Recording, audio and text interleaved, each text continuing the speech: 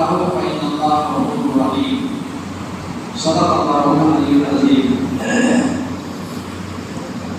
جیسا کہ بتایا گیا اللہ تبارک و تعالیٰ کے احکام میں کہیں بھی تعدی اور زیادتی نہیں ہے، ظلم نہیں ہے۔ آج جب سامنے والے کافر پر بیکار ہو جائیں اور جھگڑے پر اتر جائیں اور مسلمانوں کو مٹانے کے لیے ایمان والوں سے مزاحمت کریں اس بنیاد پر کہ اللہ کا دین دنیا سے مٹ جائے، تو پھر اب ان کے ساتھ مزاحمت کی جائے اور کسی بھی طرح پیچھے نہ ہٹا جائے۔ چنانچہ اگر کوئی ایسے موقع جو پیچھے ہٹتا ہے تو اس کے ایمان کا اعتبار نہیں، کوئی ایمان سے خالی ہو جاتا ہے۔ اسلام میں کہیں بھی ابتدا اور شروعات نہیں، نہ تعدی و ظلم ہے، لیکن جب ایسے سنگین حالات ہو جائیں اور ابیار اسلام والوں کو مٹانے کے تک ہو جائیں تو پھر ان کے ساتھ لڑنا ایک فرض ہے، اس کو جہاد کہتے ہیں۔ اور اسلام کے اندر رسول اکرم صلی اللہ علیہ وسلم کے زمانے سے لے کر آج تک جو جہاد موجود ہے، آپ کوئی سی بھی کسی بھی زمانے کی تاریخ اٹھا کر کے دیکھیں، ہمیشہ اہل اسلام نے مدافعت کی ہے اور دفاع کرنے کا حکم ہے۔ اب دفاع کرنے میں کس کا کتنا نقصان ہوتا ہے وہ تو وقت بتاتا ہے، جس کی پتہ ہوتی ہے کون غالب ہوتا ہے کون مغلوب ہوتا ہے، اس کا فیصلہ بھی وقت ہی کرتا ہے۔ لیکن تاریخ اس بات کی بھی گواہ ہے کہ الحمدللہ اللہ تبارک و تعالیٰ نے اپنی رحمت سے اور اپنی قدرت سے مسلمانوں کو فتح دی ہے۔ کیوں؟ اس لیے کہ الذین آمنوا یقاتلون فی سبیل اللہ والذین کفروا یقاتلون فی سبیل الطاغوت فقاتلوا اولیاء الشیطان۔ ایمان والے اللہ کی راہ میں لڑائی کرتے ہیں اللہ کے لیے، اور کافر لوگ شیطان کی راہ میں لڑتے ہیں۔ اور پھر ایمان والوں کو حکم ہے کہ ان کو مارو۔ جب تم سے لڑنے کے لیے آ گئے اور تمہیں مٹانا چاہتے ہیں شیطان کو خوش کرنے کے لیے، تو تم تو میرے بندے ہو، میرے نام پر لڑو۔ تو ان آیات کو لے کر کے اہل اسلام نے ہمیشہ جنگیں لڑی ہیں اور اکثر جنگیں اسلام کے حق میں آئی ہیں، اسلام کو فتح ہوئی ہیں۔ ہاں، اگر اہل اسلام نے اس سنت رسول اور اس فریضے کو اگر ٹھنڈا کر دیا اور پھر نقصان بھی بڑا بھاری اٹھانا پڑا ہے۔ چنانچہ ہلاکوں کے دور میں تاریخ کی کتابوں کے اندر صاف صاف یہ بات واضح ہے کہ ہلاکوں کے دور میں اس وقت جو خلیفہ بادشاہ تھا اس نے فوج کو معطل کر دیا جو اسلامی فوج تھی، اور سب کو گھر پہ اٹھا دیا اور وسائل بند کر دیے۔ ان کی والدہ نے سمجھایا بیٹا ایسا مت کرو، ابھی اسلام کو ضرورت ہے نوجوانوں کی اور اسلام کو ضرورت ہے فوجیوں کی، لیکن انہوں نے سوچا اب اسلام کا دائرہ بہت بڑا ہو گیا، ضرورت نہیں ہے۔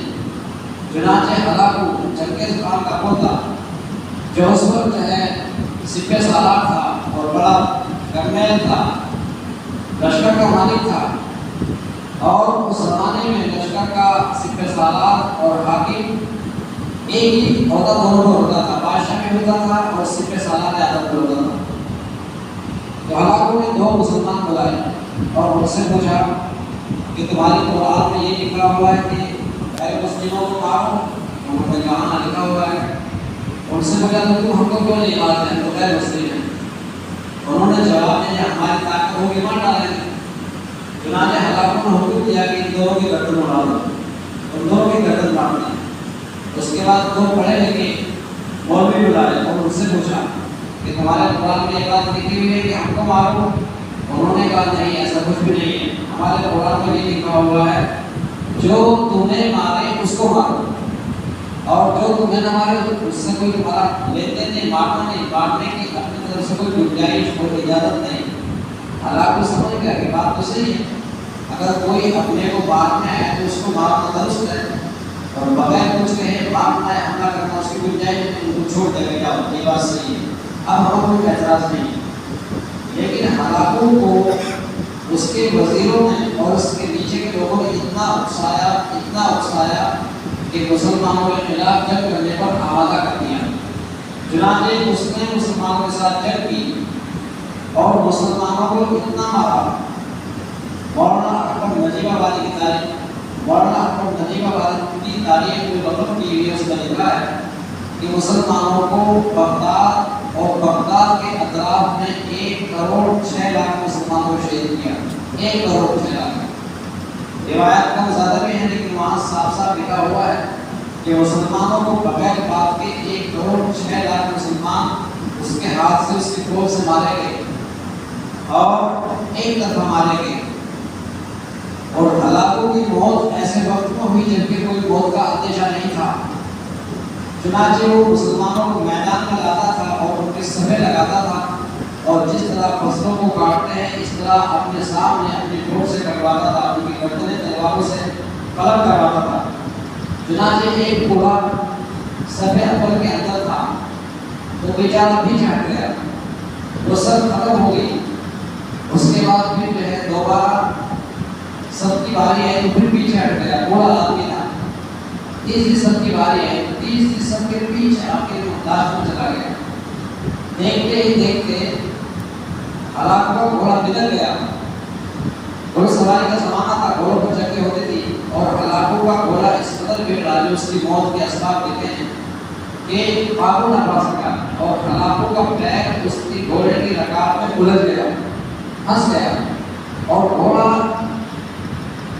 پتھریلی زمین تھی اس قدر دوڑا ادھر سے ادھر کے ہلاکوں کی موت اسی موقع میں ہو گئی, اسی موقع کر گئی. چنانچہ اس جنگ پر ہو گئی تو ہلاکوں کے یہاں ایک لڑکا ہوا, اس کا پھر ایک لڑکا ہوا ہلاکوں کا پوتا. اور اس دوران جو ہے کہ مسلمانوں کو اس قدر مارا تو مسلمانوں کے خواتین کو باندھی بنا دیتے تھے. ہلاکوں کے دور کی باندیوں کے اندر اس وقت کی جو عرب عورتیں تھیں انہوں نے اپنے ایمان کو چھپایا اور جو ان کے بچے پیدا ہوئے غیر مسلموں کے یہاں اہل حدود کے یہاں انہوں نے اپنے بچوں کے تربیت بڑے اچھے انداز پر کی اور اپنے بچوں کے دل دماغ کے اندر اسلام کی عظمت ڈالی اور اسلام بتایا اور اپنی داستان دہرائی کہ دیکھو ہم تمہاری مائیں ہیں, تمہیں واسطہ ہے, بات کو ظاہر نہیں کرو گے. ہماری حقیقت یہ ہے اس کفر کی طرف آنے کی, تو مسلمان رہنا. تو اس وقت کے نوجوان بچے اسلام کو چھپائے ہوئے تھے, ایمان کو چھپائے ہوئے تھے, ایمان دلوں کے اندر تھا. تو ہلاکوں کا پوتا ایک روز ایک جگہ اعلان کرایا کہ اس بستی کو خالی کرو. چنانچہ اس بستی کو خالی کرنے کا حکم مقصد بستی والوں نے بستی کا انخلا کر دیا, خالی کر دی. وہاں ایک اللہ والے بزرگ تھے, وہ مسجد کے اندر چلے گئے اور ہلاکوں کا پوتا وہاں پہنچا اور اس نے جائزہ لیا کہ بستی پوری خالی ہو گئی لیکن یہاں دیکھو مسجد میں کوئی ہے کیا. اس مسجد میں گئے دیکھے بڑے آدمی بزرگ ہیں اللہ والے, انہوں نے ان کو اندر گئے کہا کہ تم کیوں ہو یہاں. انہوں نے کہا بھائی اللہ کا گھر ہے, آپ جوتے وغیرہ باہر نکل کر کے آوازوں کے خلاف. انہوں نے کہا ٹھیک ہے آپ یہاں کیوں ہو, جب ہم نے اعلان کیا آپ کیوں نہیں نکلے یہاں سے, آپ کو کس نے روکا ہے یہاں بستی. انہوں نے کہا اللہ مجھے اعلان روکا ہے.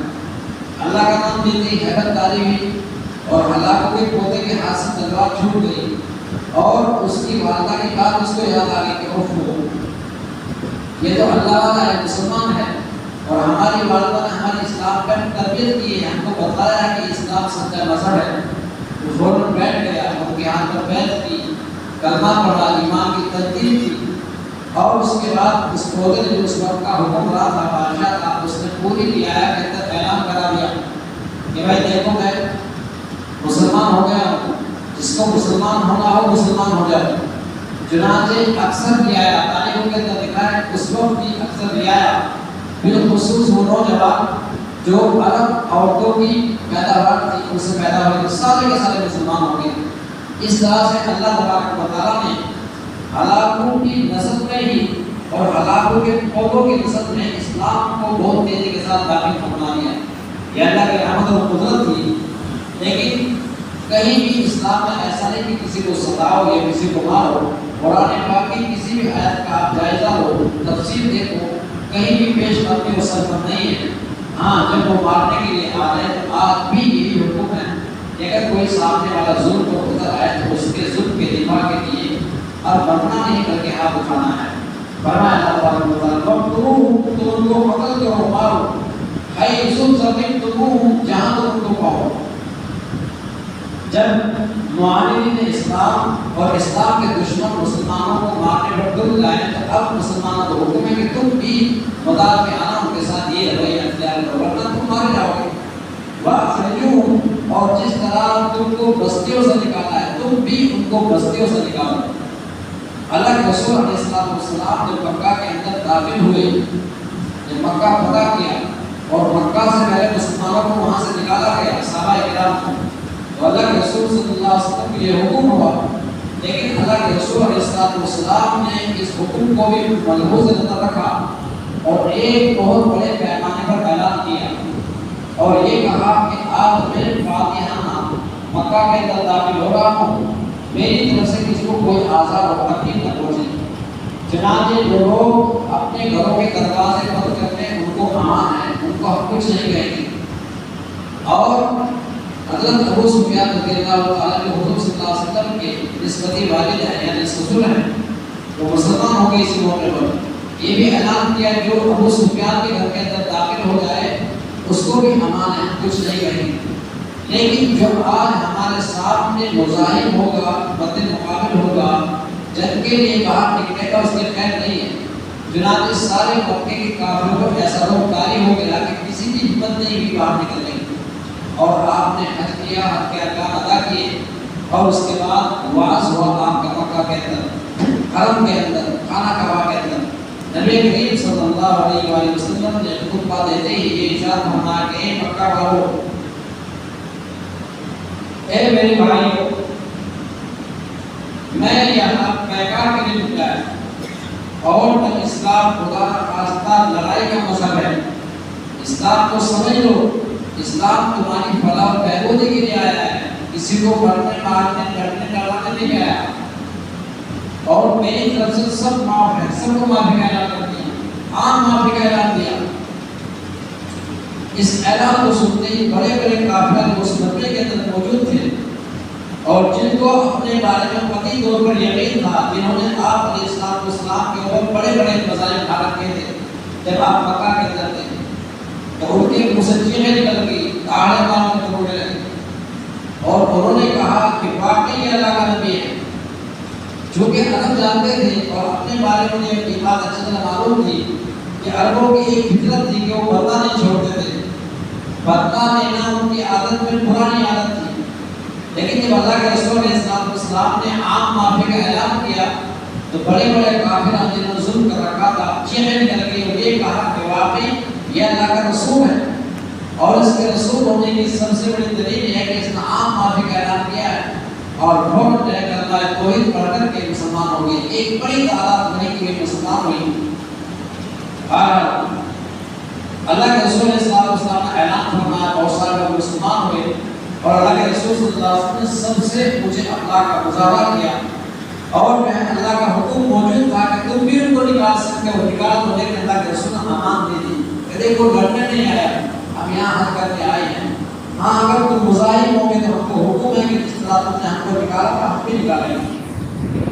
بل فتنہ اشد من القتل، اور فتنہ قتل کرنے سے بھی زیادہ سنگین اور شدید ہے۔ فتنے کا مطلب ہوتا ہے ایسی تخم کاری کرنا، ایسے حالات پیدا کر دینا اور ایسی سازشیں رچ دینا کہ جس سے جو ہے کچھ سمجھ میں نہ آئے کہ کیا کرنا ہے کیا نہیں کرنا، فتنہ اس کو کہتے ہیں۔ جیسا کہ حضرت عثمان رضی اللہ عنہ کے زمانے میں فتنہ ہوا اور فتنے کا نتیجہ یہ ہوا کہ خلیفہ وقت حضرت عثمان علی رضی اللہ تعالیٰ جو حضور صلی اللہ علیہ وسلم کی دوہرے داماد ہیں اور سارے ایمان والوں کے نزدیک بہت ہی اونچی شخصیت ہیں، بڑے اللہ والے ہیں، روزہ ہے، رمضان میں خالی دن ہے، روزہ ہے، قرآن شریف کی تلاوت کر رہے ہیں، وقت کے بادشاہ اور خلیفہ ہیں۔ اس فتنے کی وجہ سے ان کو قتل کیا گیا اور گھر کے اندر جو ہے ایسے قتل کیا جس طرح دبے کو ذبح کرتے ہیں، تاریخوں کے اندر یہ بات لکھی ہوئی ہے۔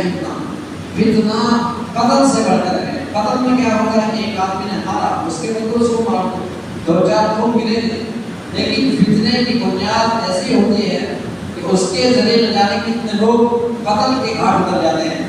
اس سے فتنے کو قتل سے بھی زیادہ شدید بتایا اور فتنہ باتوں سے پیدا ہوتا ہے اور فتنے کی باتیں گناہ بھی کرتے ہیں۔ چنانچہ تاریخ گواہ ہے کہ حضور صلی اللہ علیہ وسلم کے بعد حضور صلی اللہ علیہ وسلم کے زمانے میں فتنہ رونما نہیں ہوا، ابھرا نہیں، منافق لوگ دبے رہے۔ اللہ کے رسول صلی اللہ علیہ وسلم کو آسمانوں سے وحی آتی تھی، لیکن اللہ کے رسول صلی اللہ علیہ وسلم کے زمانے کے بعد وحی بند ہو گئی، لیکن قرآن حدیث موجود تھی، قرآن حدیث کی روشنی میں مسلمان چلتے رہے۔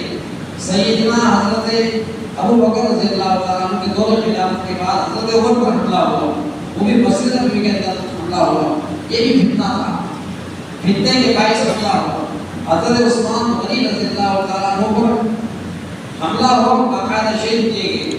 حضرت علی رضی اللہ تعالیٰ عنہ کا دور آیا اور فتنہ اتنا طول پکڑا کہ اس فتنے کی وجہ سے 70,000 جنگ صفین میں اور تقریباً 10,000 جنگ جمل کے اندر جو ہے آپس میں اچھی اونچی کوالٹی کے مسلمان اصحاب رسول جن کو ہم نمونہ بناتے ہیں، جو ہمارے لیے نمونہ ہے، فتنی جو منافقوں نے آپس میں فتنے کی باتیں کہا کہ مسلمانوں کو لڑا دیا اور مسلمانوں آپس میں کچھ تو خون ہوئی۔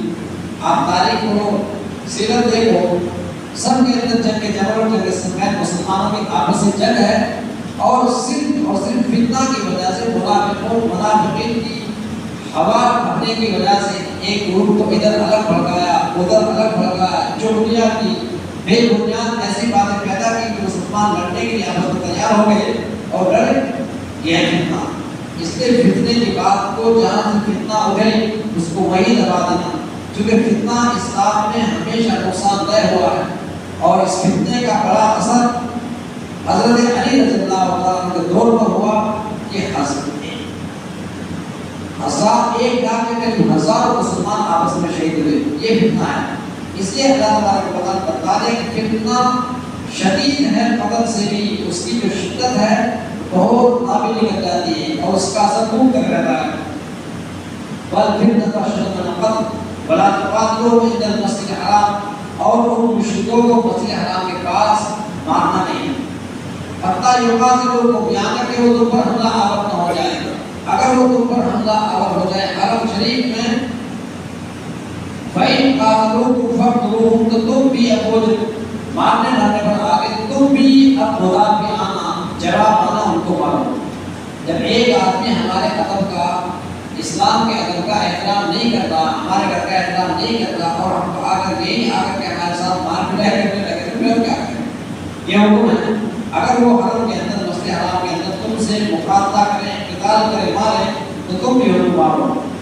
کذالک جزاء الکافرین، اللہ کے انکار کرنے والوں کا یہی بدلہ ہے کہ جب وہ اللہ کو نہ مانیں اور اسلام کے مٹانے کے درپے ہو جائیں اور مسلمانوں کو مٹائیں، اور جہاں بھی وہ حملہ کریں، مثال کے طور پر ہم نماز پڑھ رہے ہیں، نماز پڑھنے کو ہمارے ساتھ مظاہر ہو جائے تو نماز پڑھ کر فرض کلمات دینا شروع کرو، نماز بعد میں پڑھو، یہ حکم ہے۔ اور یہ اسلام کی وہ احکام ہیں جو قیامت تک قرآن کے اندر موجود رہیں گے۔ چنانچہ جو لوگ اسلام کو بدنام کرتے ہیں، جیسا کل بتایا تھا، وہ بے بنیادی باتیں ہیں۔ اسلام میں کہیں بھی انگلی رکھنے کی جگہ نہیں ہے، اسلام اللہ کا مذہب ہے، یہ اللہ کا کلام ہے۔ خدا نہ خواستہ اگر اس میں کوئی خامی نکالے تو اللہ کے ساتھ پھر انگلی اٹھا رہا ہے، اور اللہ کے ساتھ پھر انگلی اٹھانے کی ہمت ہے کسی کی؟ کذالک جزاء الکافرین، یہ کافروں کا بدلہ ہے۔ فَإِنِ انتَهُوا فَإِنَّ اللَّهَ غَفُورٌ رَحِيمٌ، اگر کافر لوگ اپنی حرکت سے باز آ جائیں اب ان کو بالکل مت چھیڑو۔ اگر کوئی کافر پہلے شروع کرنے کے بعد واپس لوٹ جائے تو اب تم بھی واپس لوٹ جاؤ، اب اس کے اوپر ہاتھ مت اٹھاؤ۔ فَإِنِ انتَهُوا، جب وہ رک جائیں اب تم بھی رک جاؤ۔ فَإِنَّ اللَّهَ غَفُورٌ رَحِيمٌ، اللہ تبارک و تعالیٰ معاف کرنے والا ہے۔ اور ممکن ہے کہ اللہ تبارک و تعالیٰ ہلاکوں کی نسل کی طرح ایسے لوگوں کو ہدایت بھی دیتے، چونکہ ہدایت اس کے ہاتھ ہے۔ کبھی وہ کسی کو اسلام کو مٹانے کے لیے تیار کر دیتا ہے، گمراہی کو سکھاتا ہے، اور کبھی وہ اسلام کی الگ بتانے کے لیے اسی کو اسلام کا الگ بتا دیتا ہے۔ خالد ابن ولید رضی اللہ تعالیٰ پہلے اسلام کے دشمن تھے، حضرت عمر فاروق پہلے اسلام کے دشمن تھے، طارق ابن زیاد جو بڑے مجاہد پہلے اسلام کے دشمن تھے، صلاح الدین ایوبی پہلے اسلام کے دشمن تھے، لیکن جب اللہ تبارک و تعالیٰ نے ان کو ہدایت سے نواز دیا تو اسلام کی بڑی خدمت کی اور بڑا کام کیا۔ اللہ تبارک و تعالیٰ ہم سب کو نیک اعمال کثرت سے کرنے کی توفیق نصیب فرمائے۔ اور اللہ تبارک و تعالیٰ سے قرآن پاک انوار اور برکات سے مستفید فرمائے اور رہتی دنیا تک اس کے احکام جاری فرمائے. آمین. وما علینا الا البلاغ.